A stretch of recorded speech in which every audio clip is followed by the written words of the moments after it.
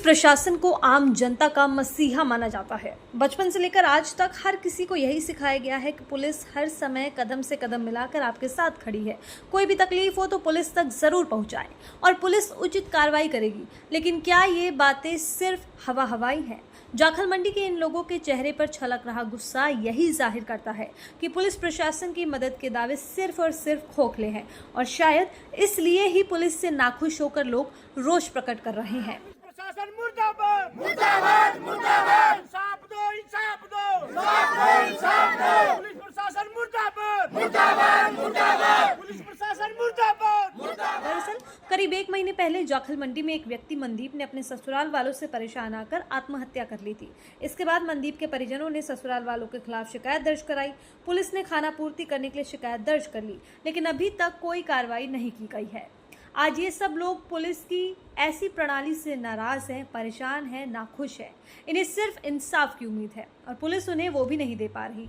लगातार प्रयास किया जा रहा है कि आत्महत्या के लिए उकसाने वाले दोषियों के खिलाफ कार्रवाई की जाए, लेकिन ऐसा नहीं हो पा रहा है। बताते चले कि परिजनों का साफ कहना है कि पुलिस एक्शन ले और दोषियों को पकड़े। देखने वाली बात होगी कि आखिर इस मामले में आगे क्या कुछ कार्रवाई की जाती है।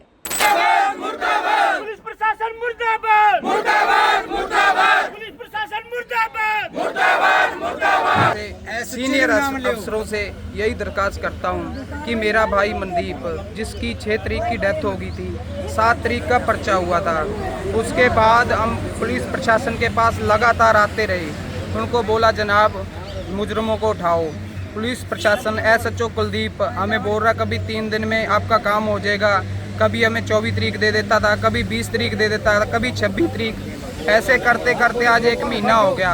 मेरी बड़े अफसरों से यही दरख्वास्त है कि हमारे परिवार को न्याय मिले। अगर हम दोषी हैं, अगर हम में कमी निकलती है तो हमें थाने में बंद किया जाए। अगर वो मुजरिम है, उन मुजरिमों को पुलिस गिरफ्तार करे। वो मुजरिम मेरे भाई के हत्यारे हैं, वो सरेआम घूम रहे हैं। पुलिस प्रशासन से यही दरख्वास्त है बड़े अफसरों से कि मेरे भाई को इंसाफ दिया जाए। पुलिस मुजरिमों के साथ मिली हुई है, हमें यही लगता है, क्योंकि 1 महीना हो गया। अगर पुलिस चाहे तो 2 दिन में मुजरिमों को थाने में बंद कर सकती है। मेरे भाई जो मनदीप, मैं उसकी फ़ोटो भी दिखाता हूँ, 6 तारीख की उसकी डेथ हो गई थी। ये मेरा भाई मनदीप।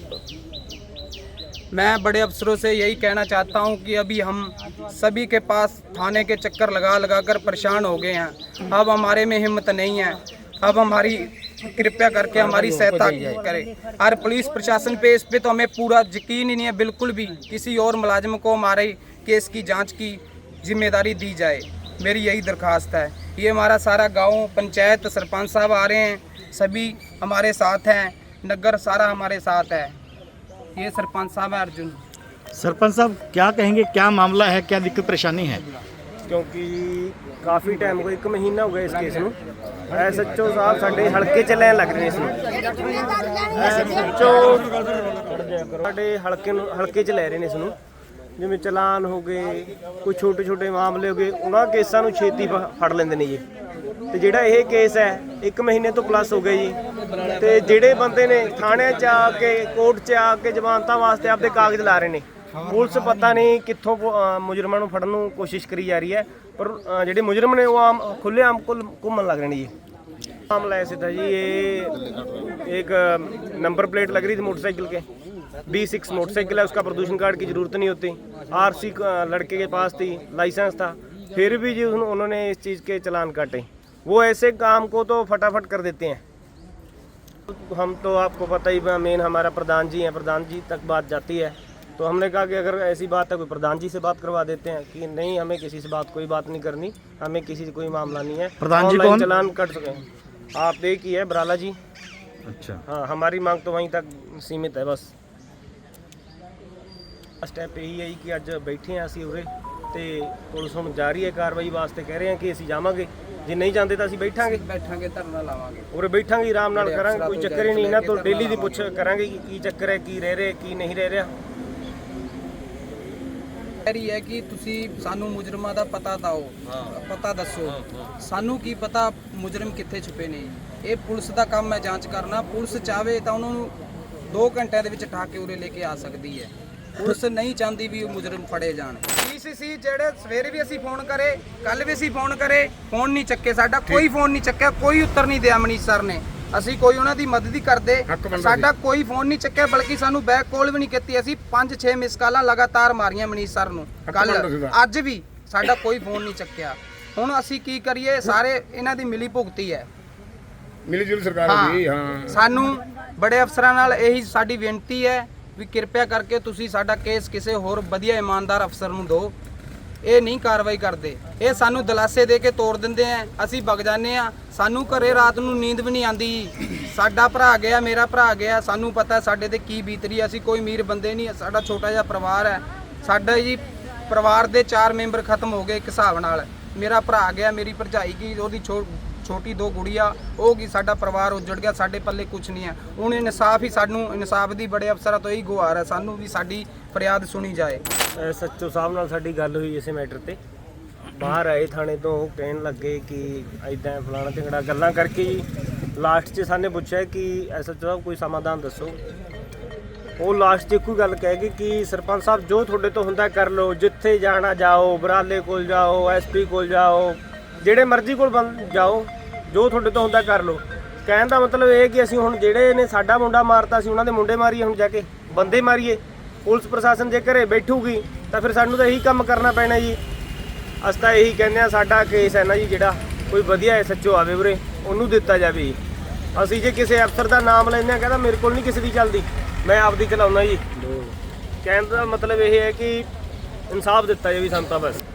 अफसर जी आपको पता ही, हम तो एक रोहित जी हैं, राहुल जी, उनसे बात होती है हमारी, हमारा मित्र है एक पत्रकार, उनसे बात होती है। उनका नाम लेके भी बोल दिया कि मैं क्या उनसे बात करवा के आपको बदली करवाएंगे, ऐसे करेंगे वो करेंगे, कि जो होता है कहता कर लो, तुम्हारे से जो होता है आपसे। हमें यही बोलते हैं कि जहाँ मर्जी चले जाओ, आओगे तो हमारे पास ही, केस तो हमारे पास ही, जितने मर्जी बड़े अफसरों के पास चले जाओ, उल्टा हमें ही धमकाते हैं सर। तो हम यहाँ पे ही बैठे हुए हैं थाने में, जब तक समाधान नहीं होता यहीं पे बैठे ही हम। तो घर पे नहीं जाएंगे। लेडीज आ रही हैं हमारे साथ, सभी इनके रिश्तेदार आ रहे हैं जी, इनको दुख है तो तभी आए हुए हैं।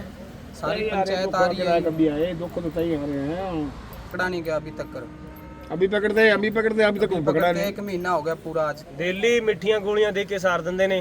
जे एसएचओ कोल जाओ ओह, जे थानेदार कोल जाओ ओह यही गल्लां कहदा है। ते हुण एसपी साहब कोल भी जाना पैना, हुण मैनूं लगदा छेती कई बार हम जाके साडी गल्लां मुजरिमों दा का हल पता होगा। बताया, कई बार हम बोला भी हम मुजरिम हैं, तो पुलिस बेफिक्र हो रही है। पुलिस बोली हम कोई बात नहीं, पकड़ लेंगे, वहाँ घर से ठाके लाएंगे, कोई घर से ठाके नहीं जाते सर, सब मिली भुगता है। इसीलिए ਸਾਰੇ 5 ਦੇ 5 ਜਣਿਆਂ ਦੇ ਬਿਆਨ ਹੋਏ ਨੇ, ਜਿਸ ਦਿਨ ਉਦੋਂ ਵੀ 5 ਦੇ 5 ਉੱਥੇ ਹੀ ਸੀਗੇ। ਜੇ ਫੜਨਾ ਉਹਨਾਂ ਨੂੰ ਉਸ ਦਿਨ ਵੀ ਫੜ ਸਕਦੇ भी ਜੋ ਉਹਨਾਂ ਦੀ ਲੇਡੀਜ਼ ਹੈ ਮਨਦੀਪ ਸਿੰਘ ਦੀ, ਉਸ ਦੇ ਮੂੰਹੋਂ ਇਹੀ ਗੱਲ ਕਹੀ ਜਾਂਦੀ ਕਿ ਮੇਰਾ ਘਰ ਵਾਲਾ ਮੈਨੂੰ ਕਦੇ ਵੀ ਨਹੀਂ ਹੱਥ ਲਾਉਂਦਾ ਸੀਗਾ। ਜਿਹੜੀ ਮੇਰੀ ਸੱਸ ਸੀਗੀ, ਮੇਰੀ ਚਾਚੀ, ਉਹਦੀ ਮਨਦੀਪ ਦੀ ਚਾਚੀ ਸੱਸ, ਉਸਨੇ ਸਾਰਾ ਕੰਮ ਕਰਵਾਇਆ ਜੀ। ਉਹਦੀ ਮਨਦੀਪ ਦੀ ਘਰ ਵਾਲੀ ਵੀ ਇਹੀ ਗੱਲ ਬੋਲਦੀ ਹੈ ਜੀ। 1 महीना FIR को हो गया, 1 महीना FIR में 1 महीने के अंदर 3 बार मुजरिम जाखल में आ चुके हैं, पर पुलिस प्रशासन आंखों पे पट्टियां बांध के आराम से सो रहा है, भी कोई दिक्कत नहीं है। घर से तो क्या लेना उठाकर, यहाँ पे जाखल में एंट्री हो रही थी, जाखल में नहीं पकड़ा गया इनसे। बताओ अब आप ही हिसाब लगा लो इसमें क्या चल रहा है, क्या रोल है पुलिस का। हम तो परेशान हो गए हैं सर, अब हमारी विनती सुनी जाए। ये हमारी सारी पंचायत आ रही है, हमारा भाईचारा, ये सरपंच साहब आ रहे हैं, इन्होंने मिली भुगत के साथ उनका तो पूरा सूत्रों से हमें ये भी खबरें आ रही हैं कि पुलिस प्रशासन ने SHO मनीष सर सब मिले हुए हैं, इन्होंने पैसे खा रखे हैं। सीधी बात स्पष्ट ये है हमारी तरफ से, सूत्रों के हवाले से हमें भी पता चला है, मिली भुगत है, इसीलिए तुम्हारा काम नहीं हो रहा, नहीं तो 2 दिन में पुलिस जाके उनको ठा लाती। इस कारण लेट हो रहा है तुम्हारा काम।